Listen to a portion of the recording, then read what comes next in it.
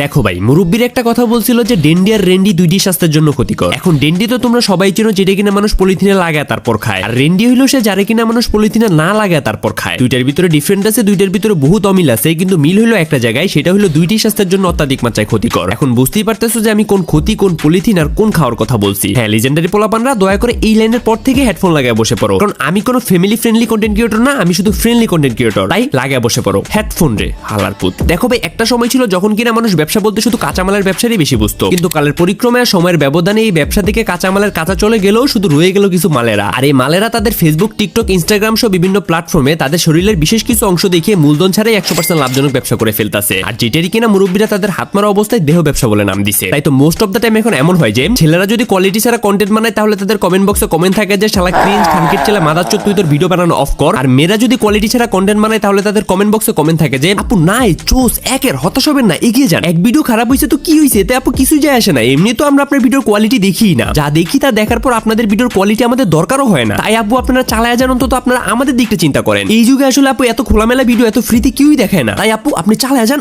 আমরা আছি আপনাদের পাশে। শালার পুতের বৈষম্য। যাক, আমার ভিডিওর মূল পয়েন্ট আজকে এইটা না। আমার ভিডিওর মূল পয়েন্ট হলো এই দেহ ব্যবসা, ভিউজ ব্যবসা, তাবিজ ব্যবসার যুগেও একদল কুত্তার নাজেজ বাচ্চা আছে, তারা কিনা ধর্ম ব্যবসা করে থাকে, আই মিন ধর্ম নিয়ে ব্যবসা করে থাকে। আর তাদের মধ্যে একজন হলো এই খানকি ম্যাগি,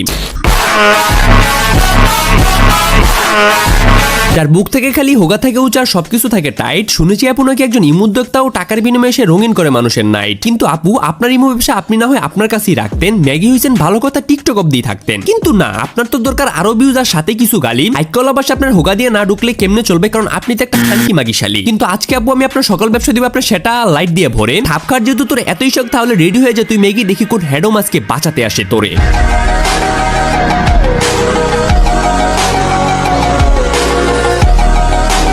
তো হেই হ্যালো তার মানুষজন, আসসালামু আলাইকুম, this is Neel, welcome to advance Polapain. তো কি খবর তোমাদের? বরাবরের মতো নতুন একটা ভিডিও দেখবা আমাদের। দেখো ভাই, ভাইরাল হওয়ার নেশা হলো এমন একটা নেশা, যে নেশা কিনা নারী, জুয়া, তাস কিংবা অন্য যে কোনো ত্রাস থেকে 1000 গুণ বেশি ভয়ঙ্কর। কারণ এই নেশা একবার যদি তোমার পায়া বসে, তাহলে তুমি বুঝবে না যে কোনটা ঠিক, কোনটা ভুল, কোনটা ধর্ম আর কোনটা তোমার কর্ম। তখন তোমার একটাই লক্ষ্য থাকবে, সেটা হলো ভাইরাল হওয়া। আর এই ভাইরাল হওয়ার জন্য তুমি তখন যেটি করবা সেটি তখন তোমার কাছে সঠিক লাগবে। বাট তুমি যে ভিতরে ভিতরে ধ্বংস হয়ে যাইতেছো, সেটা তুমি টেরও পাইতেছো না। কারণ এই ভাইরাল হওয়ার নেশা তোমাকে ভিতরে ভিতরে এতটা মেন্টালি সিক বানায় ফেলে যে তুমি তোমার মা, তোমার বাবা, তোমার ভাই, তোমার বোনের সাথে কি করতেছো সেটা তুমি টেরও পাবা না। এই যেমন আগে মানুষের কোনো ছোট বাচ্চা জন্ম নিলে তার আগে নামকরণ করা হইতো, কিন্তু এখন যুগ পাল্টাইছে, এখন সমাজ পাল্টাইছে। এখন আগে তার টিকটক আইডি খোলা হয়, যাতে সে বড় হয়ে বুঝতে পারে যে তার বাপ মা তার কিভাবে বক্তৃতা মারছে। এখন যে বাচ্চার জন্ম নেওয়ার পরেই টিকটক আইডি খোলা হয়ে গেছে আর অফিসিয়ালি ভাবে সে একটা প্রতিবন্ধী হিসেবে ঘোষিত হয়ে গেছে, তার থেকে তুমি ভবিষ্যতে ভালো কিছু কিভাবে আশা করবা সেটা তুমি আমাদেরকে বলো। বাট এই ভাইরাল হওয়ার নেশাটা যদি এই পর্যন্তই থাকতো, তাহলে বিষয়টা অনেকটা মানা যাইতো। কিন্তু কিছু নাস্তিকের বাচ্চারা এখন ভাইরাল হওয়ার জন্য বেছে নিচ্ছে আমাদের ধর্ম ইসলামকে। তারা এমন ভাবে তাদেরকে রিপ্রেজেন্ট করে যে মানুষ তাদেরকে গালি দিতে বাধ্য হয়, আর অন্য ধর্মের লোকেরা সেসব জিনিস দেখে আমাদের ধর্মকে ছোট করার সুযোগ পায়। তারই মধ্যে একটা উদাহরণ তোমরা দেখো।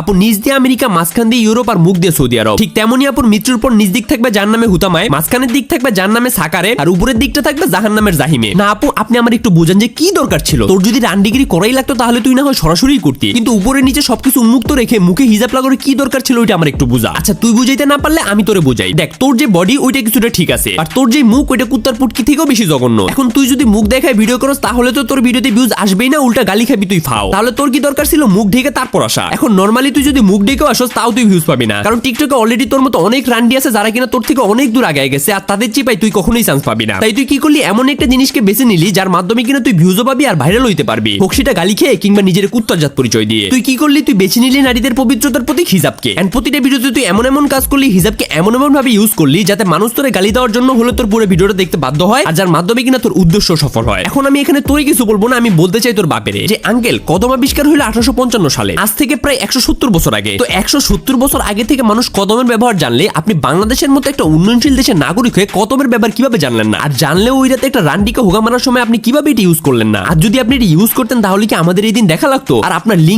লিঙ্গ ব্যবহার করা ব্যক্তির উপর আঙুল তোলা লাগতো? অবশ্যই লাগতো না। আর তাই এই জন্যই মুরব্বীরা বলে যে ভাবিয়া মারিও গুহা, মারিয়া ভাবিও না। আচ্ছা, এটা বলেন মুরব্বীরা। যাই হোক, যুক্তি আছে তো কথাই নাকি? তাহলেই চলবে। তাহলে চলো, অনেক তো কথা বললাম, এখন ছোট্ট কয়েকটা টিকটক আমরা দেখে আসি। তবে তার আগে যার যার অবস্থান থেকে, যার যার প্যান্টের ভিতর থেকে তাদের হাত বাইর করে ফেলো, কারণ আর যাই কোনো না কেন হাত মারা যাবে না। তো তাড়াতাড়ি বাইর করে ফেলো হাত, অন্য কিছু আবার বাইর করো না।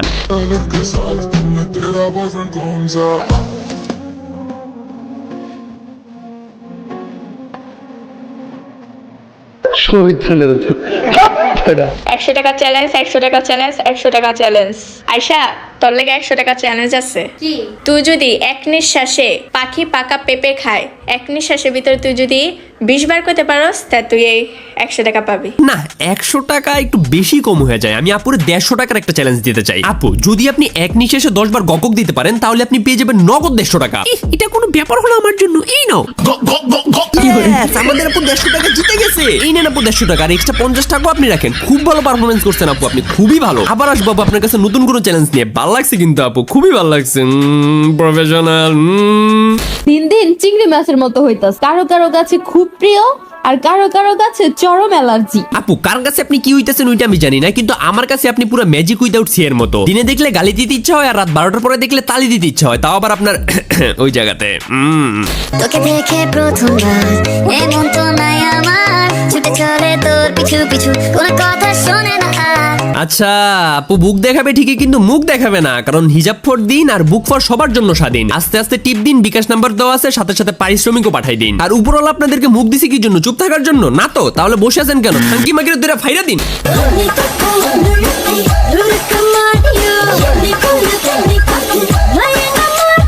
আপনারা আসলে হয়তো এখন ভাবতাছেন যে এই মেয়ে আসলে এখানে কি করতেছে। আসলে এই মেয়ে এখানে কিছুই করতেছে না, এই মেরে করতেছে শয়তানে। যদি তাই না হইতো তাহলে কোনো সুস্থ স্বাভাবিক মানুষের পক্ষে মুখে হিজাব, বুকে ব্লাউজ আর নিচে পেটিকোট পরে ভিডিও করতে আসা পসিবল হইতো না। যেহেতু তার পক্ষে এটা সম্ভব হয়েছে, তাহলে এক হলে তার বাসাতে কোনো কাপড় চোপড় নাই, আর না হলে তার কাপড় খোলার মতো লোকের অভাব নাই। আর তাই তো সবসময় আমাদের আপু অর্ধনগ্ন থাকতে পছন্দ করে, যাতে কাস্টমার আসলেই ঠাস করে বলে দিতে পারে। কারণ সময়েরও তো একটা দাম আছে নাকি? 1 ঘন্টা লেট মানে আপুর 150 টাকা লস। না না আপু ঠিক আছে, আপনি চালে যান, আপনি চালে যান, আপনার ব্যবসাতে যাতে কোনো লস না হয়, ঠিক আছে? ওকে, তাহলে আমরা নেক্সট ভিডিওতে যাই।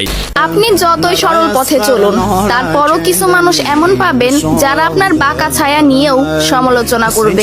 বাহ কি সুন্দর নুরানি চেহারা, আর কি সুন্দর কথা। মনে হইতেছে যে কোনো অলিমানলা চলে আসছে, কিন্তু তার কাজগুলা রাস্তার একটা বিশ্বাস থেকেও বেশি জঘন্য। এই জন্যই হয়তো মানুষ বলে যে টুপি পাঞ্জাবি পরলে যেমন সব হুজুর হুজুর হয় না, কিছু হুজুর খাজুরও হয়, ঠিক তেমন বোরকা হিজাব পরলেও সব মেয়ে ধার্মিক হয় না, কিছু মেয়ে ম্যাগিও হয়। কারণ ভাই যে দেশের মানুষের যোগ্যতা থেকে অজ্ঞতা বেশি, নষ্ট জিনিসের প্রতি আকর্ষণ বেশি, আর সফলতা চাইতে হ্যাডম বেশি, সেই দেশের মানুষের কাছে এর থেকে ভালো কিছু আশা করা যায় না। তো মজার বিষয় হলো কি, একই লাইনে কিন্তু আমি দুইজন মানুষের মেনশন করছি। এক তো তোমরা বুঝতেই পারছো যে মায়াশা খান কি রে, আর দুই হইলো আমাদের অপু ভাই আর ফারাবি রে। কারণ তোমরা খুব ভালো মতোই জানো যে আমাদের সম্মানিত ফারাবি ভাই আমাদের গেমিং রোস্টারদের বলছে আমরা নাকি রোস্টারই না, আমরা নাকি ফেস দেখাইতে লজ্জা পাই। হবে আপনি ঠিকই বলছেন, আমরা ফেস দেখাইতে লজ্জা পাই ঠিকই, কিন্তু সেটা আমাদের নিজেদের জন্য না, আপনাদের মতো কিছু সাউয়া ফাটা রোস্টার আমাদের রোস্টিং কমিউনিটিতে আছে এই জন্য। একসময় আমি ভাবছিলাম ফারাবি বোকাচোদা আছে ঠিকই, কিন্তু অন্তত খোঁচাকুচি চোষাচুষির মধ্যে নাই। কিন্তু এখন দেখি না, ধলাবিলাইয়ের সাথে খোঁচাকুচি করার পর এখন খোঁচাকুচি দেখি আমাদের ভাইয়ের মেইন কন্টেন্ট হয়ে গেছে। ঠিক আছে ভাই, কোনো সমস্যা নাই, দেখা হচ্ছে আপনার সাথে নেক্সট ভিডিওতে। খালি এই ভিডিওতে আপনি 2000 লাইক করতে দেন, তারপর আপনাকে আমি বুঝাচ্ছি যে ফেস দেখাইতে আসলে কারা লজ্জা পায় আর কাদের আসলে এখন ফেস লুকানো উচিত। খালি জাস্ট আপনি এখন একটু ওয়েট করেন, খোঁচাখুচি আপনার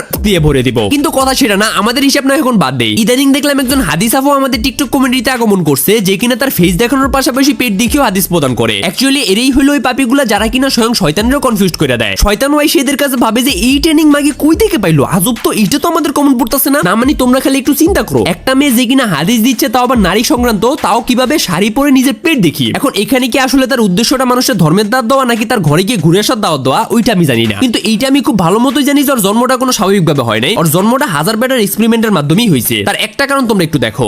হযরত আলী রাদিয়াল্লাহু তাআলা বলেন, যদি বিনা কারণে কোনো পুরুষের জন্য কোনো নারী 1 ফোঁটা জল ফেলে, তাহলে ওই পুরুষের প্রতিটি পদক্ষেপে সেই ফেরেশতারা হাজার হাজার অভিশাপ দিবে। তাই পুরুষরা সাবধানে থাকো। এই জন্যই হয়তো মুরব্বীরা বলছিল যে উল্টা পাল্টা জায়গায় মুখ না মেরে লাগলে তুমি হাত মারো, অন্তত তোমার বীর্য অপচয় যাবে, কিন্তু এদের মতো তো কোনো কুলাঙ্গার সৃষ্টি হবে না। মানে অবস্থাটা খালি একটু দেখো। ওই বলতাছে যে হযরত আলী রাদিয়াল্লাহু আনহু বলে যে কোনো ছেলের জন্য যদি কোনো মেয়ে বিনা কারণে চোখের জল ফেলে, তাহলে নাকি ওই পুরুষের প্রতিটা পদক্ষেপে ফেরেশতারা নাকি তার অভিশাপ দিবে। এইদিকে যে তুই কুত্তার বাচ্চা তোর পেট দেখে পোলাপানের উত্তক্ত করে ভিডিও বানাইতেছো, তার যার কারণে কিনা পোলাপান তার হাজার হাজার ফোঁটা পানি তার নিজ দিয়ে ফালাই দিতেছে, তার জন্য তোর ফেরেশতারা কি দিবে ওইটা আমার একটু বুঝা। ভাই তোর লাইকে তো জাহান্নামে এক্সট্রা একটা সেক্টর থাকবো, যেখানে খালি তোর তেলের মধ্যে বাসবার বলবো যে বল বল এবার হাদিস বল, দেখি না কত হাদিস তুই পারস, বলস না দেখি তো তোর পেটটা কত সুন্দর, নে এবার বিউস তুই কুত্তার বাচ্চা।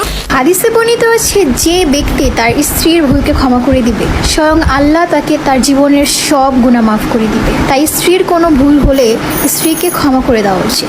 কিন্তু স্ত্রীটা যদি হস তুই, তাহলে তোর গুয়ের টাঙ্গের ভিতরে ফালে উল্টো করে মাইরা ফেললে আরো দ্বিগুণ বেশি সওয়াব হবে। আর এই মাইরা ফেলার গুণ উপরওয়ালা এমনিতেই মাফ করে দিবে। শালিক খানকি মাগি।